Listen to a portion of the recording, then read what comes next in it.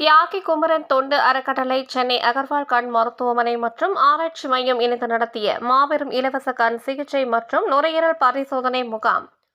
வேலூர் மாவட்டம் குடியாத்தம் தியாகி குமரன் தொண்டு அறக்கட்டளை மற்றும் சென்னை டாக்டர் அகர்வால் கண் மருத்துவமனை மற்றும் ஆராய்ச்சி மையம் இணைந்து நடத்திய மாபெரும் இலவச கண் சிகிச்சை மற்றும் நுரையீரல் பரிசோதனை முகாம் பள்ளிகொண்டா சரஸ்வதி வித்யாலயா பள்ளியில் நடைபெற்றது.